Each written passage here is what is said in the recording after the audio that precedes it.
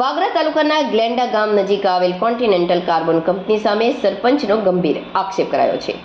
Carbon black, ઝેરી ધૂળ ઘરો, પીવાના પાણી, કપડાં અને જાહેર સ્થળો પર ચોંટતી હોવાના કારણે ગ્રામજનોના આરોગ્ય પર ગંભીર અસર ઊભી થઈ રહી છે. ગ્રામજનો દ્વારા જલદ કાર્યવાહીની ચીમકી ઉચ્ચારાઈ હતી. વાગરા તાલુકાના અખોડ અને ગ્લેન્ડા ગામની સીમમાં આવેલી continental carbon eco technology private limited company દ્વારા આજ રોજ વહેલી સવારે કંપનીમાંથી કાર્બન છોડવામાં આવ્યો હતો. હવામાં ઉડતા કાર્બનના કણોના કારણે સમગ્ર વિસ્તારમાં ગંભીર પ્રદૂષણનું સર્જન થયું હતું. કાર્બન બ્લેક ઝેરી ધૂળ ઘરો, પીવાના પાણી, કપડાં અને જાહેર સ્થળો પર ચોંટતી હોવાના કારણે ગ્રામજનોના આરોગ્ય પર ગંભીર અસર પડી રહી છે. ખાસ કરીને અખોડ ગામની શાળામાં પરિસ્થિતિ વધુ ગંભીર બની છે. શાળામાં કાર્બનની ધૂળ મોટા પ્રમાણમાં ઉડતી હોવાના કારણે બાળકોના પગ, કપડાં અને શરીર કાળા થઈ જાય છે. સરપંચની લેખિત ફરિયાદમાં જણાવ્યા અનુસાર વિદ્યાર્થીઓ અને શિક્ષકો બંનેને શ્વાસ લેવામાં તકલીફ, આંખોમાં બળતરા અને ત્વચા સંબંધિત સમસ્યાઓ થતી હોવાનું ગ્રામજનો જણાવી રહ્યા છે. ઘરની અંદર પણ કાર્બનના કણો જમા થતા હોવાથી દૈનિક જીવન મુશ્કેલ બની ગયું છે.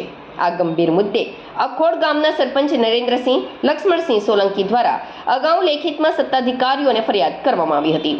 ઉપરાંત તારીખ 11મી ડિસેમ્બર 2024ના રોજ કલેક્ટરના અધ્યક્ષ સ્થાને અખોડ ખાતે યોજાયેલી રાત્રિ સભામાં પણ આ મુદ્દો સત્તાવાર રીતે રજૂ કરવામાં આવ્યો હતો.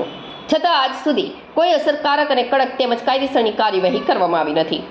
સરપંચ નરેન્દ્રસિંહ સોલંકીએ સ્પષ્ટ શબ્દોમાં જણાવ્યું હતું કે લોકોના આરોગ્ય સાથે ખુલ્લેઆમ ચેડા થતા હોવાથી જો પ્રશાસન આંદોલન અને ઉપવાસ અને પ્રશાસન જો ચૂપ રહેશે તો ગામના લોકો મજબૂર બની ઉગ્ર આંદોલન અને ઉપવાસનો માર્ગ અપનાવશે. તેમને કંપની સામે તાત્કાલિક તપાસ, ઉત્સર્જન નિયંત્રણ, પર્યાવરણીય શરતોના પાલનની ચકાસણી અને દંડાત્મક કાર્યવાહી કરવાની માંગ કરી હતી. મારું નામ નરેન્દ્રસિંહ લક્ષ્મણસિંહ સોલંકી છે.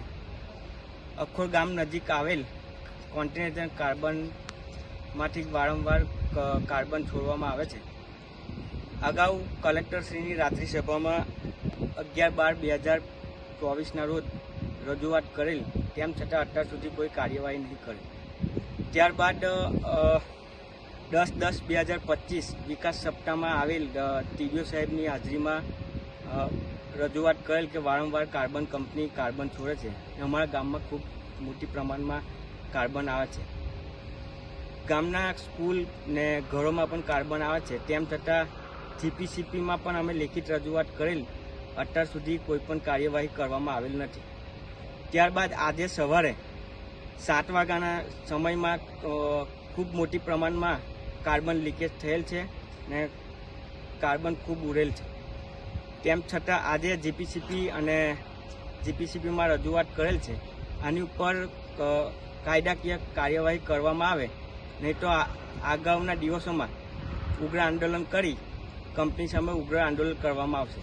જય હિન્દ.